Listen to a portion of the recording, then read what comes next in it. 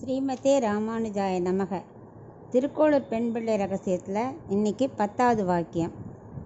ராமானுஜர்கிட்ட சொல்கிறா, முதலடியை பெற்றேனோ அகலிகையை போலே. அகலியா குற்றமற்றவள், அவள்கிட்ட ஒரு குறையும் கிடையாது, ரொம்ப அழகுடையவள். அவளை இந்திரன் கல்யாணம் பண்ணிக்கணும்னு நினச்சான்.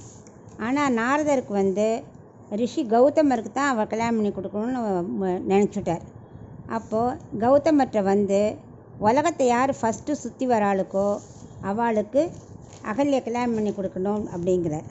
அப்போ ரிஷி சொல்கிறார், எனக்கு காலே சரியில்லை, நானே சாட்சி நடக்கிறேன், இந்திரன்லாம் ஐராவதியை வச்சுட்டுருக்கான், ஃபாஸ்ட்டாக சுற்றிட்டு வந்துடுவான், என்னாலெல்லாம் முடியாது அப்படிங்கிற. அப்போது நாரதர் சொல்கிறார், ஒன்றும் இல்லை, ஒரு பசு கண்ணு போட்டுருக்கு, அந்த 2 முகம் உள்ள, அதாவது கண் வரைச்சி முதல்ல முகம்தானே வரும். ஸோ முன்னாடி பசுவோட முகம், பின்னாடி கன்றோட முகம். ஸோ 2 முகமுடைய பசுவை யார் பிரதர்ஷனம் பண்ணி வந்தாலும் அவள் உலகத்தை சுற்றி வந்த பலன் கிடச்சிரும் அப்படின்னு சொன்ன உடனே ரிஷியும் சரின்ட்டு பிரதர்ஷனம் பண்ணி வரார். கௌதமரும் அகல்யை கல்யாணம் பண்ணின்றார். இது இந்திரனுக்கு படு கோபம். ஆனால் அவனுக்கு இந்திரியங்கள்லாம் அவனுக்கு அடக்க தெரியாது. ஸோ அவன் எப்படியானும் அகலியை அடையணும்னு முடிவு பண்ணிடுறான். நார்மலாக ரிஷி என்ன பண்ணுவார், காலம்பர வேளையில் சேவல் கூவின உடனே அன்றைக்குள்ளே அனுஷ்டானத்தை செய்ய அவர் போயிடுவார், குளிக்கிறதுக்கு போயிடுவார்.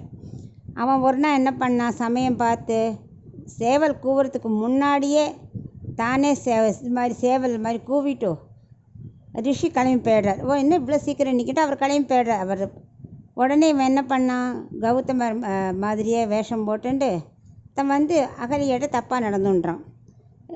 முனிவர் வந்தவுடனே தெரிஞ்சு போய்டுறது அவருக்கு தப்பு நடந்து போச்சு. ஏன்னா இந்திரனை பார்த்தோன்னே அவன் சாபம் கொடுத்துட்டு அகலிக்கும் சொல்கிறார், நீ இந்த இடத்துல நீ இருந்து ராமனை ஜெபிச்சுன்று நீ கல்லா போகணுன்னு அவர் சொல்கிறார்.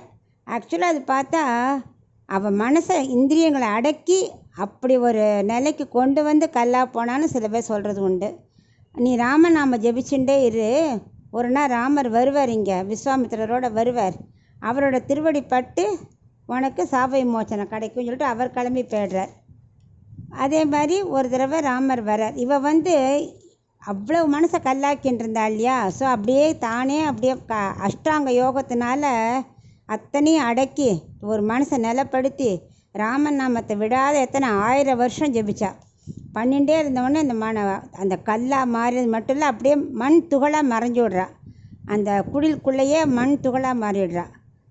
சில பேர் கல்லாக இருந்தாங்கிறா, அது பரவாயில்ல, ஏதோ அவரை கண்ணுக்கு தெரியாமல் உருவமாக மாறிடுறா.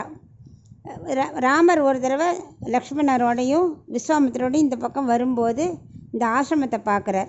இது ரொம்ப அழகாக இருக்கே, இது யாரோடது அப்படின்னு கேட்குறார். அப்போ விஸ்வாமித்திரர், இதுதான் கௌதம முனியோட குட்டில், வாங்க திருவடியை உள்ள படவையேன் அப்படின்னு விஸ்வாமித்திரர் சொல்கிறார். ராமர் உள்ள தன் முதல் அடியை வச்ச உடனே அழகான ரூபமாக அகலிகை வரா. இவ வெளியில் சேவித்த உடனே கௌதமர் வரார். கௌதமரையும் அகலிகையும் ராமர் சேவிக்கிறார். என்ன ஒரு பாக்கியம்! அந்த மாதிரி அவள் அவ்வளவு ரிஷி பத்தினி, ரிஷி ஒரு குத்தமாக அவள் பண்ணலை. அதனால் ராமரே அவளை பார்த்து சேவிக்கிற அளவுக்கு அவள் அவ்வளோ புண்ணியம் பண்ணியிருக்கா. அவள் கிளம்பி போயிடுறா. அதுக்கப்புறம் ராமர் என்ன அப்போ சொல்கிறாரு, கம்பரோட சொல்கிறாரு, கை வண்ணம் அங்கே கண்டேன், கால் வண்ணம் இங்கே கண்டேன்னு அவ்வளவு திருவடி மகிமையை பற்றி சொல்கிறார். எத்தனை பழிச்சொல் வந்தால் கூட அவன் மனசு உடையலையே, இப்படி ராமன் நாமத்தை ஜெபிச்சுட்டே இருந்தாலே அந்த பக்குவம் எனக்கு இல்லையே அப்படின்னு யார்கிட்ட சொல்கிறா, லக்ஷ்மணராக இருந்த திரேதாயுகத்தில் இருந்தவர்கிட்ட ராமானுஜர்கிட்ட இப்போ சொல்லின்னு இருக்கா. அவர் லக்ஷ்மணர் அதை நினச்சி பார்த்துக்கிறார். ராமானுஜர் லக்ஷ்மணராக தான் இருந்ததை நினச்சி பார்த்துக்கிறார். அதே மாதிரி குகன் லேசாக சிரிக்கிறார். ஏன்னா குகன் ராமர் காலை அலம்பி விடும்போது அலம்பிகிட்டே இருந்தானா. அப்போ ராமர் கேட்குறார், என்ன பண்ணிட்டு இருக்க நீ, என்ன எதுக்கு அலம்பி விட்டுட்டே இருக்க அப்படிங்கிற.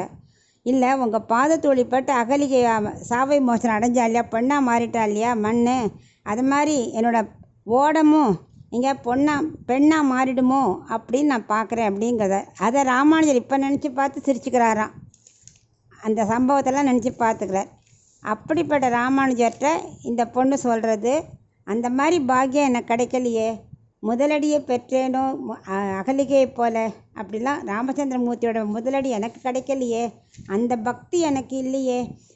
எல்லாருக்கும் வாழ்க்கையில் கஷ்டம் வரும், அதுக்காக ஒரு இடத்த விட்டு ஓடி போயிடலாமா, வைத்தமாநிதி பெருமாள் நாமத்தை சொல்லிட்டு இங்கேயே இருக்கணும்னு எனக்கு தோணலையே. எத்தனை கஷ்டம் வந்தாலும் ராமன் நாமத்தை விடக்கூடாது, அவ்வளோ நம்பிக்கை இருக்கணும்னு அந்த பக்தி வேணும். அது எனக்கு இல்லையேன்னு அவர்கிட்ட சொல்கிறா. இதிலே நம்ம தெரிஞ்சுக்க வேண்டியது, கஷ்டங்கள் யாருக்கு வேணால் வந்துட்டு தான் இருக்கும். பகவான் நம்பிக்கையை விடக்கூடாது. நாமத்தை விடாத ஜெபிச்சுட்டு இருந்தால் கடவுள் நம்மளை ஒருபோதும் கைவிட மாட்டார். அதை நம்ம புரிஞ்சுக்கணும் இதில்.